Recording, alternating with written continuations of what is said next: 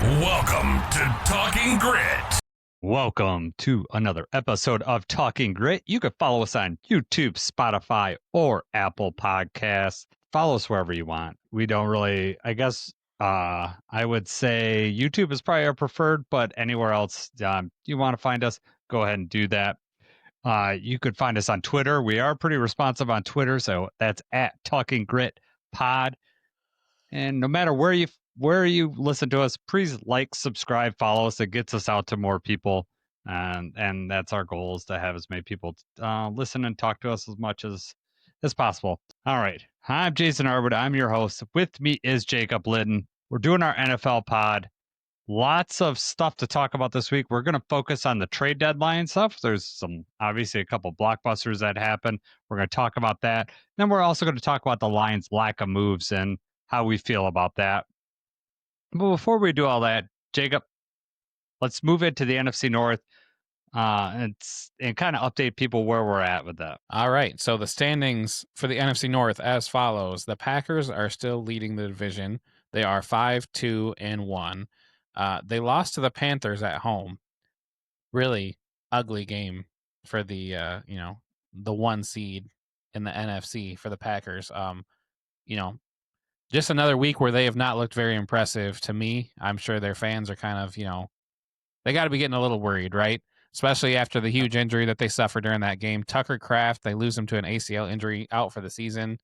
He's their number one receiver. He's been that safety blanket for Jordan Love. Anytime Love is under pressure, throw it up in the air and let Tucker Kraft shove some people out of the way and catch the ball.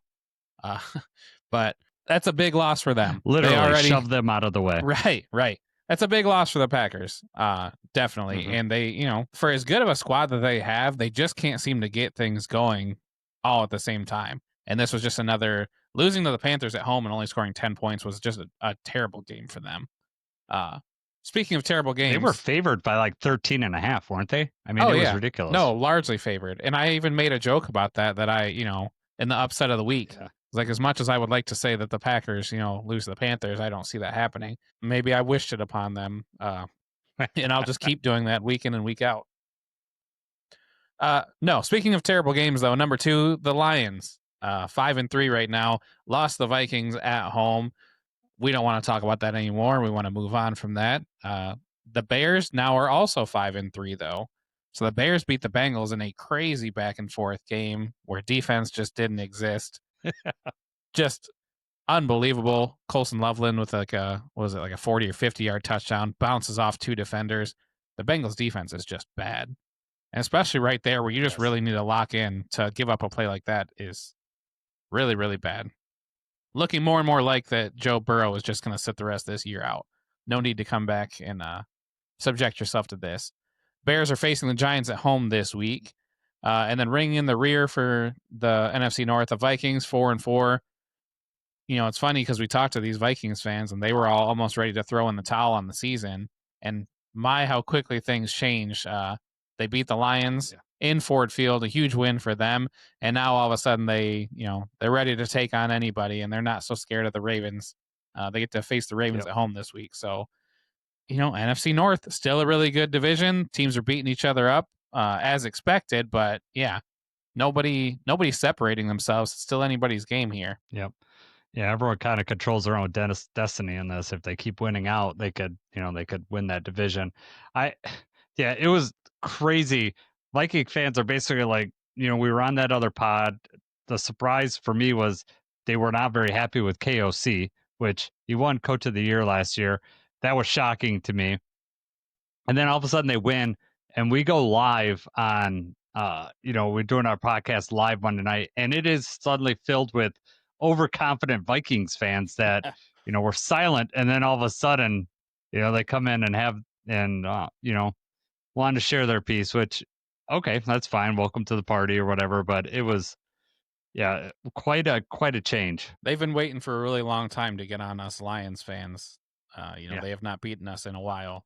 And this one did not hold nearly as much weight as the last one did. Or the last 2, even, you could say, from last year. So, whatever. We'll let them have this one. Yep.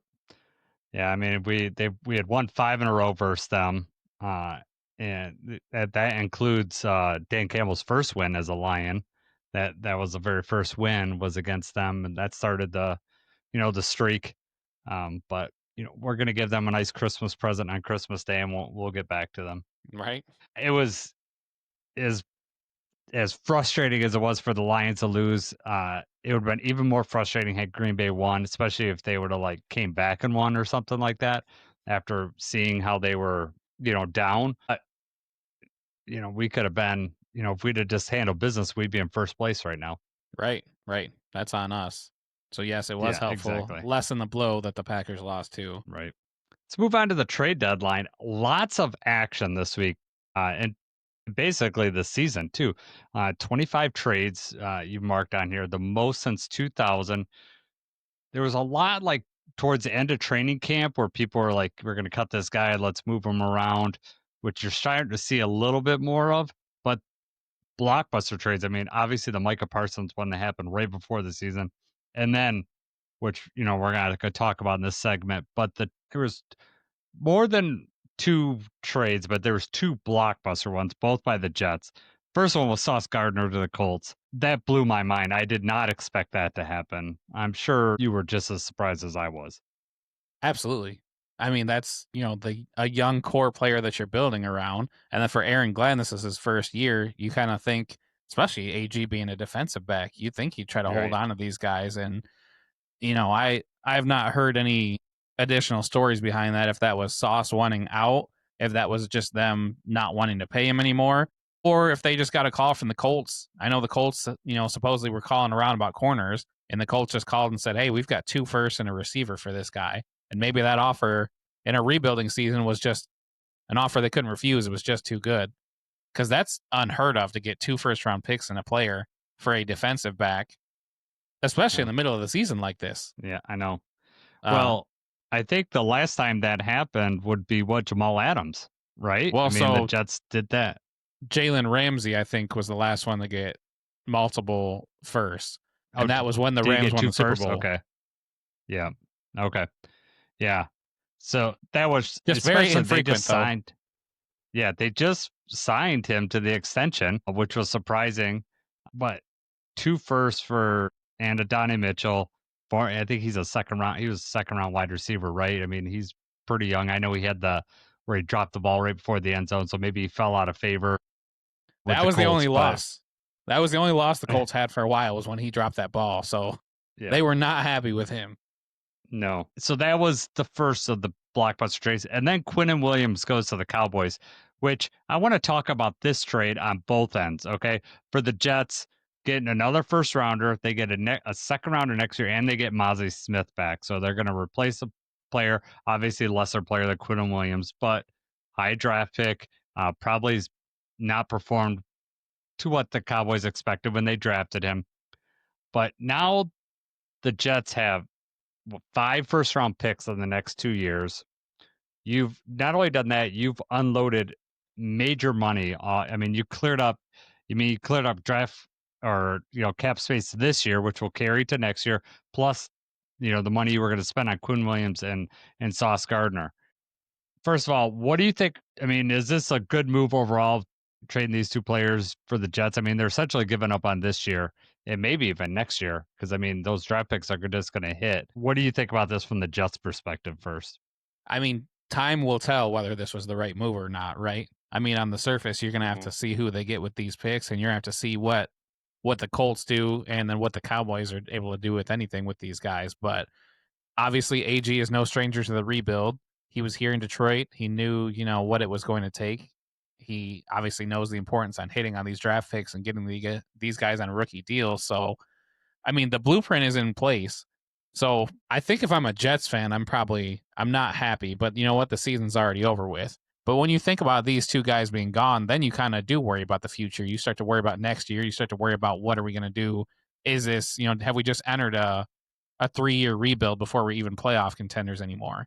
Because you're going to have to hit on these draft picks. You don't want to use these as more draft capital, right? Like, you don't want to use them to trade up or get different players or anything like that. That is what it is.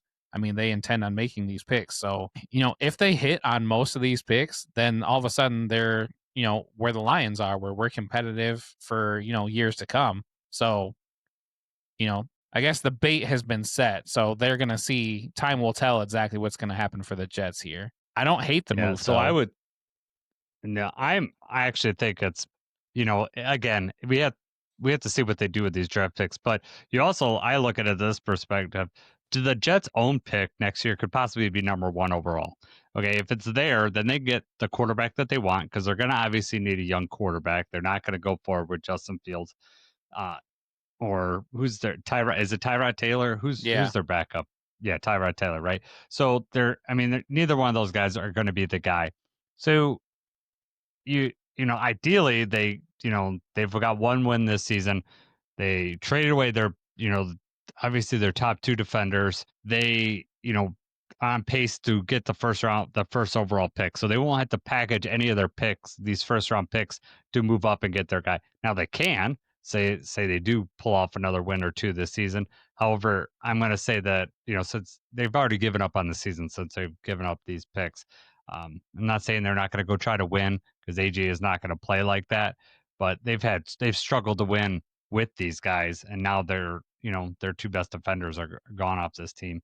Um, I think it's a good move to get a Donnie Mitchell. You get, wide receiver. You could pair with Garrett Wilson, a young wide receiver. That's going to be cheaper for a couple seasons.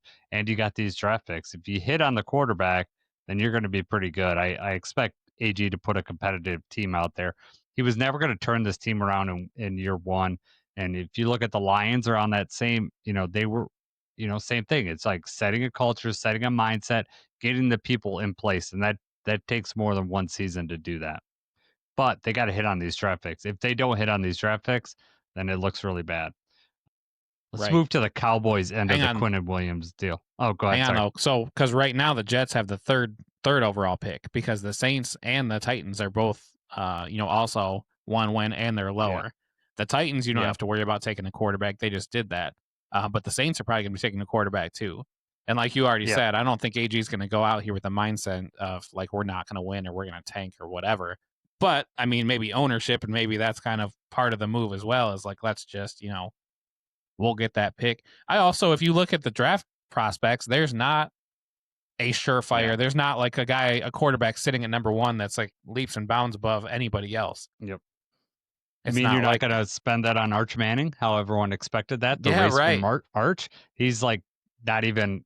He wouldn't even Does he be even get in the drafted? first round right now. Right. He wouldn't even be drafted. I mean, he'd be drafted just based on his name alone. But man, he doesn't look good right now. So, but he's making plenty of NIL money. He'll be fine. Yeah, he might hang out in I want college. to talk about the Quinnen Williams trade from the Cowboys' perspective. If I was a Cowboys fan, I'd be pissed. I don't understand this move at all for them.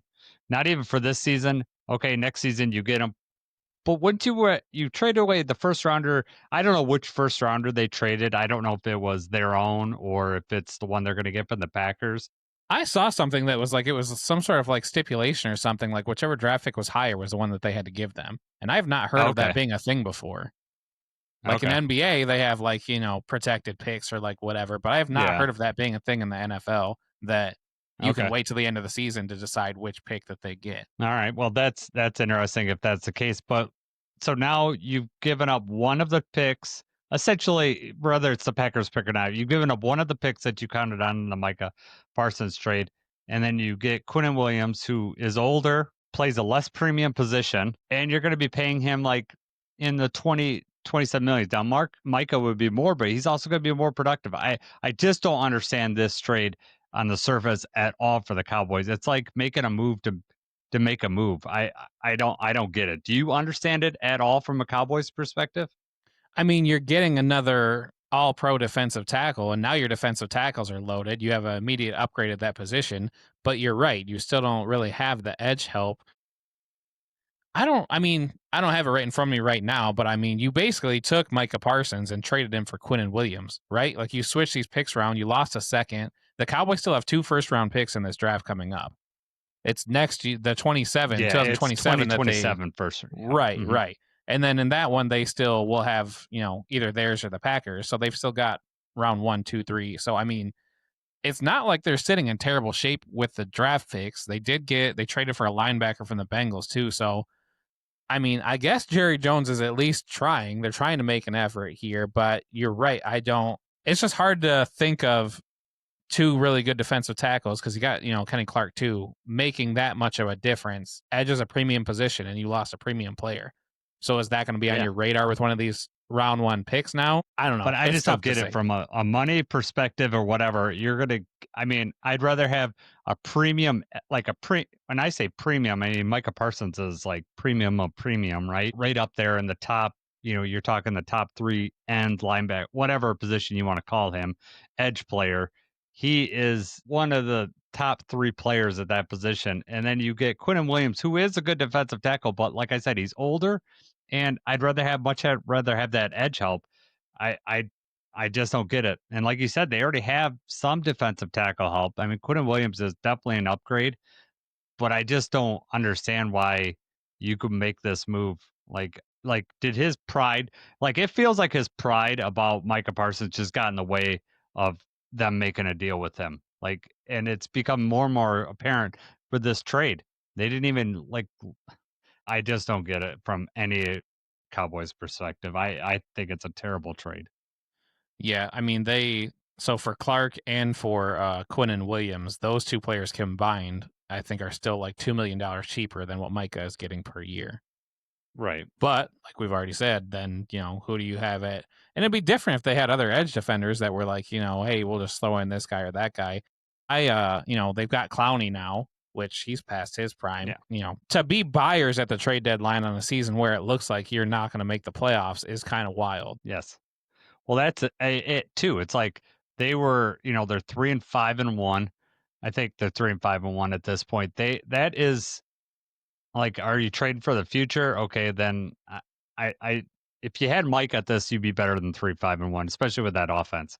You'd be better than 3-5-1 at this point. I just don't get it. And and Jerry Jones he's the same guy that traded 2 first rounders for Roy, right? Traded for Yeah, Roy right. Williams, Right. yeah, he just makes some crazy deals that I just don't see him working out. So that blew my mind.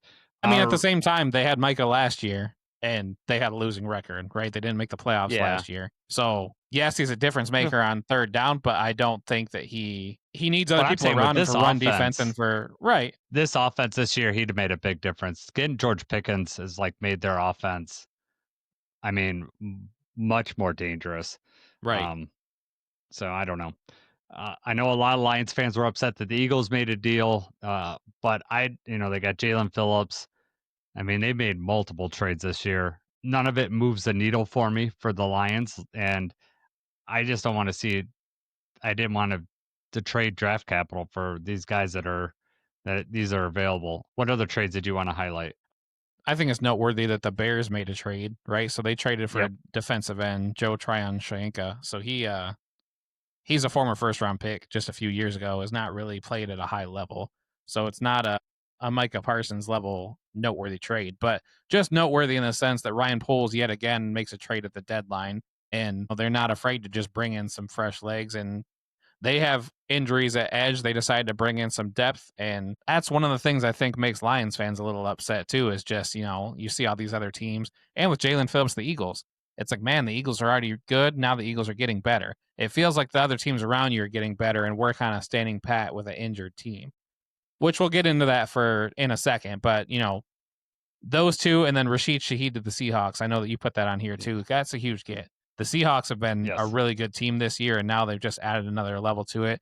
And that's after they just torched the Commanders last week, and now Shaheed is a downfield threat. So that, the Seahawks are going to be a problem. Yeah, JSN over the middle just got even more dangerous. Him and Darnold connect really well, and then you're going to have Rashid Shaheed clearing off the top. I didn't like to see that trade. That was honestly the trade that I saw that was like, oh God, because if the Lions do what we want them to do, we're going to have to beat the Seahawks at some point in the playoffs, unless they get upset somewhere along the way. And I just didn't want to make them even more dangerous. Right. So let's back move to on my point. to Other teams around us getting better. Other competitors are getting Yeah. better, and we're kind of just standing pat with where we're at. Yep. So let's just start with the simple question, Jacob. Are you surprised that the Lions didn't make any moves at all? No. I think that would Okay. be weird for anybody, any Lions fan that's been into it. I think it'd be weird for you to say that you're genuinely surprised that we did not make a move. I think in my Yeah. head, it was probably 80-20 that we were not going to make a move. Now, obviously, there's always a part of me that's just waiting for that screen to flash and say, Max Crosby to the Lions, or, like as a fan, you want one of those big players. You want one of those big time things. You want help right now, to boost your chances at the Super Bowl this year. Mm-hmm. All right. So number 2 question is, are you frustrated that the Lions didn't make a move? I can't say that I'm frustrated. It is what it is. They know what's in the building. They know what we're up against. And it's different, like from last season, when we traded for Zadarius, that was kind of in the line of Hutch isn't coming back. We need help. We're not going to have any kind of reinforcements. Most of our guys are coming back. If we did trade for a corner, because a lot of people are asking about a cornerback, well, DJ Reed is on the way. Terrion is already back. We kind of, avoided that scare. Offensive line, you could say, hey, we need to get an offensive lineman back. Mahogany may come back at some point. They've got other people in the building. And I'm sure that calls were made, but I'm just sure that whatever teams were asking for just was not worth it. And, I've got the quote Yep. on here. Dan Campbell said, yeah, maybe, yeah, he's a little better. Is it really worth what you're giving up versus the next guy we have ready to go as the backup? It's coming off of the vet squad. So that's exactly like they know what's in the building. They know who's in the practice squad. We signed a few more players. And, Dan Campbell's fully confident that we're going to be able to get these guys, going, get them up to speed. Time's going to tell whether that's the right move or wrong move, but you can't. It's hard to bring an offensive lineman in. Zeitler was out there, right? Like we could have traded and brought Zeitler back. That would have been probably the easiest or smoothest transition. But even then, you got to move Ratledge across the other side. There's different things at play. There's just no guarantee that that's going to be any better than moving one of these guys off the vet squad that's cheaper. And then we don't have to give up any draft picks that are very valuable, especially with the cap position that we're in now. So yeah, I can't say that I'm frustrated that they didn't make a move. Obviously, like I just said, the fan in me, like that would have been awesome. But yeah, it's great that you get Max Crosby or Trey Hendrickson or, any of these guys. You get them right now. That's awesome. I'm fully on board. But I'm going to miss that first round pick or those future picks that we're giving up and the cap space, right? I mean, they're going to be temporary players. So yeah, can't say that I'm frustrated. Where are you at though? I'm okay. I think people's expectations, the people that are frustrated, I think, okay, we need offensive line help. People aren't trading around starters and offensive. There's the offensive linemen in this league were devoid of talent. There's less starters than there are teams. I mean, people are playing backups, especially after injuries start. No one has like good starters just sitting on the bench taking up space. Everybody would want, another guard, another tackle. So they're not going to be readily giving those up. They're not going to be cheap. You brought up Zeitler. Yes, ideally, I mean, we look around the league. Okay, the Titans are probably out of it, but they have a rookie quarterback. Are they going to want to give up offensive line help to potentially get him hurt? I mean, those are all things that you have to think about. Like, we got to think about the future too. Those what those teams are. So you're going to have to give up something. Is it worth giving up that? And then you're going to pay half of Zeitler's salary, which is like $9 million. So you're going to pay like $4.5 million. You're going to lose that cap space towards next year. I think like you said, we hopefully get Mahogany back, and that'll solve the issue. We talked about, I think, on our last pod, like, okay, you get Zeitler, now you got to move Ratledge over. So that's another thing you got to think about. Like, okay, so I'm moving Ratledge over, a rookie. Now he's going to be, a downgrade at the left guard position compared to Mahogany. What are we going to do when Mahogany comes back? There's all sorts of complications that happen with that. And the Dan Campbell quote is true. Like, any player that we bring in, are they going to be marginally better than what we already have on this team? Number one, they're going to have to get caught up to speed. At least the guys on the team practice. They know our, concepts or whatever they're, whatever position they're at. They know, what to do. They know the scheme. They know all that stuff. So you'd have to get a guy up to speed. Number two, you're going to have to give up something for this person. So you're giving up draft capital. And then number three, okay, we're going to have to make another roster move. We might have to, lose someone to the practice squad, so you're going to lose a player. I'm okay with the way it is. I don't look at like we weren't going to make I couldn't see like a lot of places where we really needed to upgrade on offense other than the offensive line. Maybe we could ask for another wide receiver, but I don't know. I mean, I don't see the Lions working that in. They're not even putting Tesla in there. So, and I just don't see how that's going to make a difference. It takes Goff a while to work with a wide receiver. We're obviously not going to ask for any running backs. Tight end, we're set. So it'd be the offensive line. And then defensively, where are you going to add? I know people have talked about corner, but you said we're going to get DJ Reed back. So are we trading for this player for like a couple weeks? Because, you already got a top back with a Meek, right?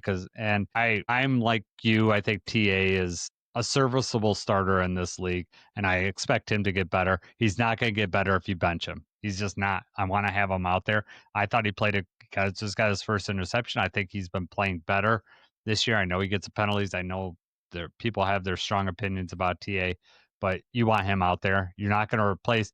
I mean, I guess we could go safety if you think Kirby's going to be out for a while, but I mean the odds are Kirby's going to be back. Hopefully within a couple weeks, and you're not going to replace Branch. We're not going to replace any of our linebackers, and we're going to be getting Malcolm Rodriguez back, within a couple weeks here. We don't need defensive line help. I mean, we've been getting enough sacks. We've been getting enough pressure.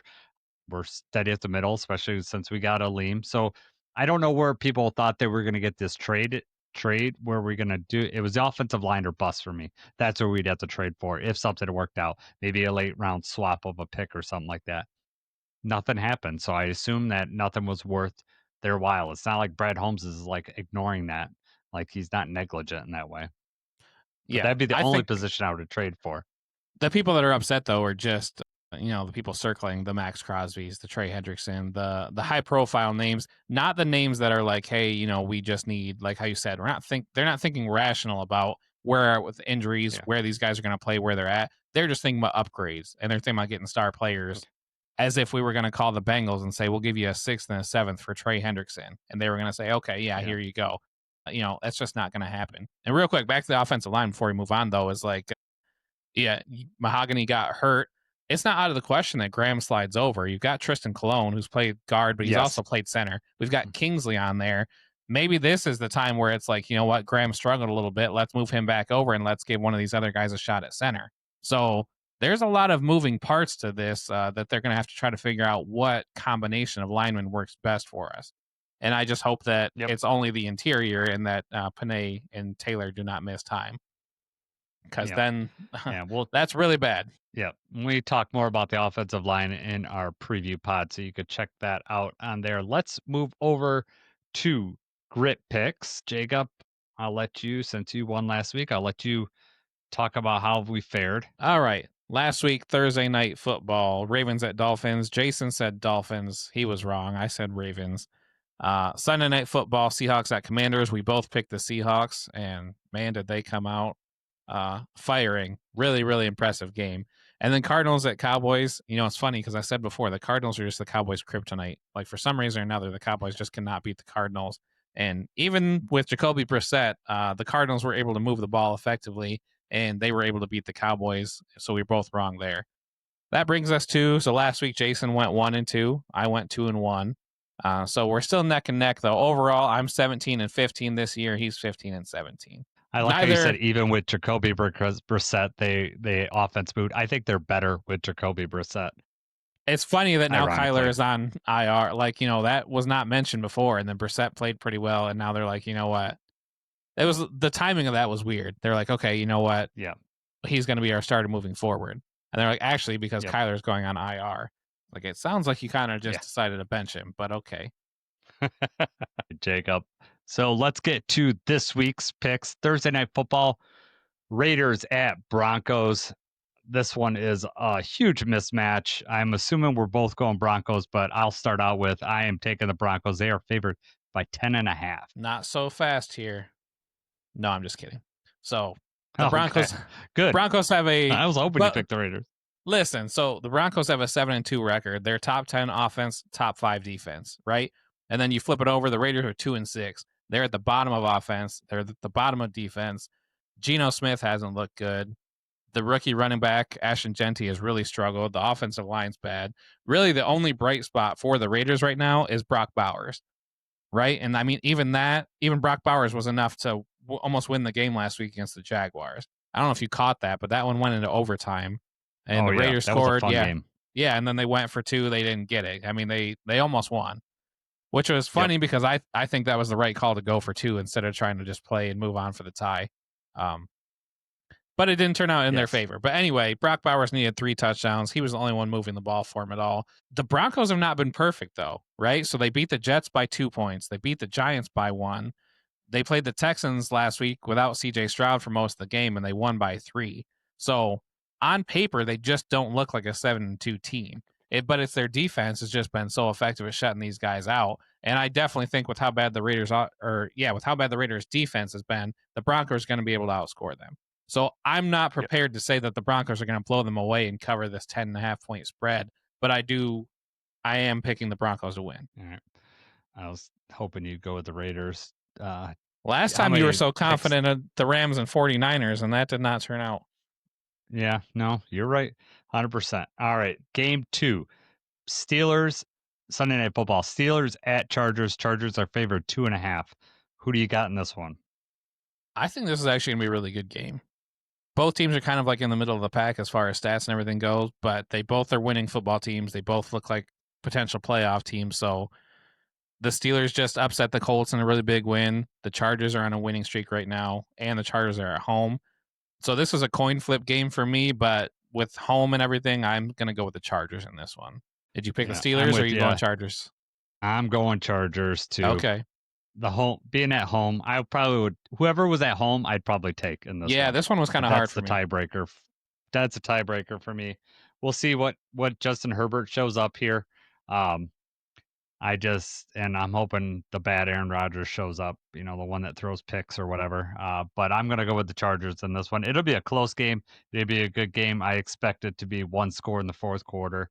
Have to stay up late on Sunday night to see the results on this one. But I'm going to go with the Chargers. All right. Monday Night Football, we're definitely going to be paying attention to this game. 2 of the top teams in the NFC. You got the Philadelphia Eagles at the Green Bay Packers. 2.5 is the spread. That's favoring the Packers, which kind of surprised me. Just them losing last week. They, like you said, they haven't looked good. They should have lost to the Cardinals a couple weeks ago. And like you said earlier, they lost Tucker Kraft. I am taking the Eagles in this one. I'll be rooting for the Eagles. I'm taking the Eagles. We'll see what version of the Eagles offense shows up, and see if AJ Brown's going to play or not. I'm not sure about that. It looks like he's going to play at this point, but he was not traded, so he's going to be on the Eagles for the rest of the season. But I'm going with the Eagles. What about you? Which green team are you going to pick? I was surprised too when I saw the spread. I had to double check on that. I was like, what? In what world are the Packers favored by 2.5 in this game? They came off a loss, which, I mean, okay, yes, they're at home, but they just lost at home to the Panthers. So now how are they favorites over the Eagles? The Packers have not beaten the Eagles in 5 years. The Eagles are defending Super Bowl champions. Yes, it's that kind of year. The Eagles are beatable. They got surprised by the Giants. The Broncos defense really, messed up the Eagles game plan when they lost that game too. So, I mean, if the Packers win this game, it's because it's like 10-13 again, and the Packers are sneaking away with it. I don't know if Vegas thinks the Eagles are coming off a bye too. So I don't know if Vegas thinks like the Eagles are going to come out slow off the bye week, or maybe something to do with AJ Brown not being there. Very, very surprised by the point spread in this one. But I don't see the Packers beating the Eagles unless they've cleaned up all their mistakes over the last few weeks and come out looking like a top team. And this is a huge game for them, right? Because if they want the 1 seed, they want to prove that they belong. They've got to come out in this one, and I don't see it happening, and I hope it doesn't happen. Like you said, I'm rooting Eagles. Yeah. Well, if it goes the way we want this weekend, we could be first in the NFC North and just and then don't cruise look back. right in. So we'll have to. We won't know the results until Monday night. All right, Jacob. Upset of the week. I am going with the 49ers over the Rams. The Rams are favored by 3.5. Brock Purdy may or may not play. Mac Jones has been doing it. I'm going with the 49ers over the Rams. You suck. That's the same one that I have. Really? I looked at it. I was like, you know what? The 49ers are at home against the Rams. They're underdogs. The 49ers have been up and down, but they beat the Rams last time in overtime, and that was when Mac Jones had started. And it sounds like Brock Purdy's going to be back. So looking at the underdogs, I felt like this one was the most likely upset. But the other one, since you said that too, I just want to mention the other one that I wanted to say was the Giants over the Bears. I think the Bears are favored by like 4.5 or 5.5 over the Giants. Yeah. And, the Giants have a decent offense, and I wouldn't say that's out of the realm for them to upset the Bears. Yeah, I looked into that too, and I think I picked the Giants to beat the Bears because it'd be just like the Bears to win a game like that and then just get crushed Fall the flat next week. right. Just like, trap game or whatever you want to call it. But yep. All right. So all boring picks because we picked the exact same thing even on our upset of the week, but it's all right. Still enjoy watching the games, so we'll still have fun watching them. Check us out on our preview pod. We have Command This podcast, which we had on last year. Those three guys, we've got Phil, Steve, and Dev from Washington fans. I think their mindsets. We haven't talked to them yet tonight, but man, I gotta imagine their mindset is not great with this team. After Jane Daniels dislocated his elbow in a gruesome injury. Gotta not be looking forward to the season anymore. No, I'm sure they are. I feel bad for those guys, but not too bad because they beat us in the playoffs, so I still hate them. All right, So Jacob, anything else you want to talk about before we head out? No, man, I'm ready. All right, one thing to say. I'm Jason. He's Jacob. Go Lions!